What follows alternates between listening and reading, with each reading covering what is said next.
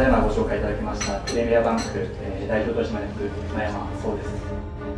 不安が引き起こされると人はどうなるかというと、萎縮してしまって行動ができなくなる。でここをしっかり解消する、解決するためにはどうするのか、それが今回のセミナーの目的でもありますけれども。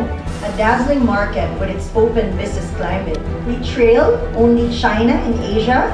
We expect the bond between Japan and the Philippines to even be stronger in the future. Japanese brands or Japanese companies have already established their operations in the Philippines. 誰も話さないフィリピン不動産の投資家に対しまして、フィリピン不動産を取り扱う業者の中では仲介手数料を得るということを第一に考えておりますので、私須藤と現地のスタッフを中心にサポートをさせていただきます。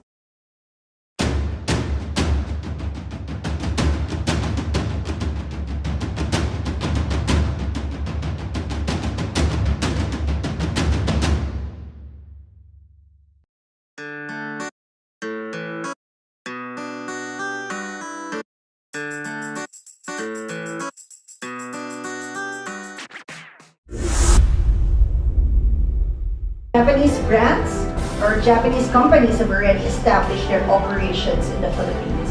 誰も話さないフィリピン不動産の投資家に対しまして、フィリピン不動産を取り扱う業者の中では仲介手数料を得るということを第一に考えておりますので、私須藤と現地のスタッフを中心にサポートをさせていただきます。